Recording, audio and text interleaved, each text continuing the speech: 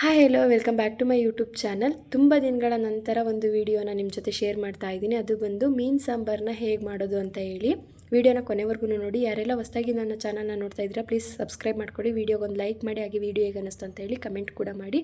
ಹಾಗಿದ್ರೆ ಬನ್ನಿ ವಿಡಿಯೋನ ಶುರು ಮಾಡೋಣ. ಬೇಕಾಗಿರೋಂಥ ಇಂಗ್ರೀಡಿಯೆಂಟ್ಸ್ ಬಂದು 3 ಮೀಡಿಯಮ್ ಸೈಜ್ ಈರುಳ್ಳಿ, 3 ಗಡ್ಡೆ ಬೆಳ್ಳುಳ್ಳಿ, ಅರ್ಧ ಟೇಬಲ್ ಸ್ಪೂನ್ ಅರಿಶಿನ, 4 ರಿಂದ 5 ಪೀಸು ಚಕ್ಕೆ, 1 ಇಂಚಿಗೂ ಕಡಿಮೆಯಷ್ಟು ಶುಂಠಿನ ನಾನು 1 ಇಂಚಿಗೂ ಕಡಿಮೆ ತೊಗೊಂಡಿದ್ದೀನಿ. ಅರ್ಧ ಕಪ್ಪಷ್ಟು ಕಾಯಿ, ಹಾಗೆಯೇ 2 ಮೀಡಿಯಮ್ ಸೈಜ್ ನಿಂಬೆಹಣ್ಣು ಗಾತ್ರದಷ್ಟು ಹುಣಸೆ ಹಣ್ಣನ್ನು ಈ ಥರ ನೆನೆಸಿಟ್ಕೊಳ್ಳಿ. ಜೊತೆಗೆ 2 ಟೇಬಲ್ ಸ್ಪೂನ್ ಅಕ್ಕಿನೂ ಕೂಡ ನೆನೆಸಿಟ್ಕೋಬೇಕು ನೀವು. ಇನ್ನು 3 ಟೇಬಲ್ ಸ್ಪೂನ್ ಧನಿಯಾ ಪುಡಿ, 3 ಟೇಬಲ್ ಸ್ಪೂನ್ ಅಚ್ಕಾರದ ಪುಡಿ, ಮೀಡಿಯಮ್ ಸೈಜ್ ಈರುಳ್ಳಿನ ಸಣ್ಣದಾಗಿ ಹೆಚ್ಚಿಟ್ಕೊಳ್ಳಿ, 1 ಕಪ್ಪಷ್ಟು ಕೊತ್ತಂಬರಿ ಸೊಪ್ಪು. ಇನ್ನೊಂದು ಸಾರಿ ಎಲ್ಲ ಇಂಗ್ರೀಡಿಯೆಂಟ್ಸ್ನು ಒಂದ್ಸರಿ ನೋಡ್ಕೊಂಡು ಬನ್ನಿ.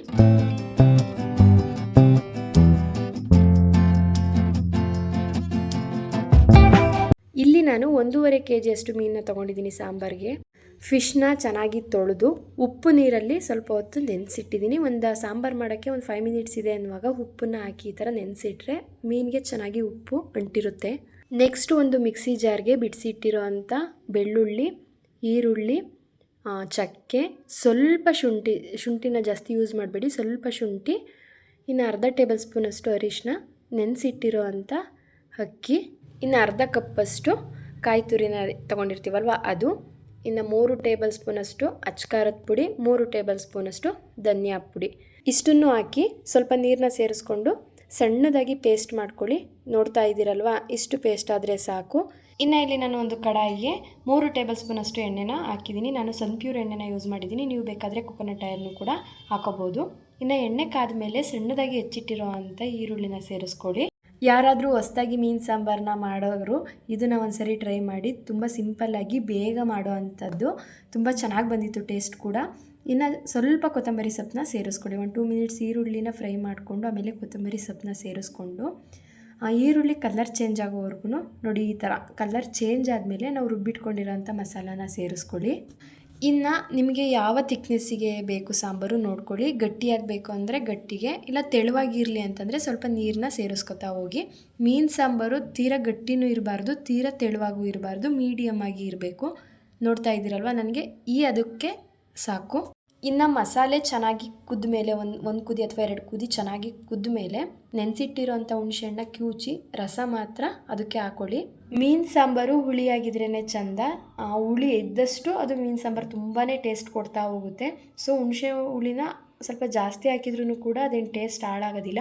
ನೋಡ್ತಾ ಇದ್ದೀರಲ್ವ, ಹುಣಸೆ ಹುಳಿ ಬಿಟ್ಟಾದಮೇಲೆ ಈ ಥರ ಕುದ್ದ ಮೇಲೆ ರುಚಿಗೆ ತಕ್ಕಷ್ಟು ಉಪ್ಪನ್ನ ಹಾಕೊಳ್ಳಿ. ಇನ್ನು ಉಪ್ಪು ಹಾಕಿದ ಮೇಲೆ ಚೆನ್ನಾಗಿ ಒಂದು ಕುದಿ ಬರಲಿ, ಮಸಾಲೆ ಚೆನ್ನಾಗಿ ಬೇಯಬೇಕು. ಆಮೇಲೆ ಒಂದು ಕುದಿ ಬಂದ ಮೇಲೆ ತೊಳೆದಿಟ್ಟಿರೋ ಅಂಥ ಉಪ್ಪಲ್ಲಿ ನೆನೆಸಿಟ್ಕೊಂಡಿರ್ತೀವಲ್ವ ಫಿಶ್ನ ಸೇರಿಸ್ಕೊಳ್ಳಿ. ಮೀನನ್ನು ನೀವು ಸಾಂಬಾರೊಳಗಡೆ ಹಾಕಿದ ತಕ್ಷಣ ಒಂದೇ ಕುದಿ, ಚೆನ್ನಾಗಿ ಒಂದು ಕುದಿ ಬಂದ ಮೇಲೆ ಆಫ್ ಮಾಡಿ ಗ್ಯಾಸ್ನ.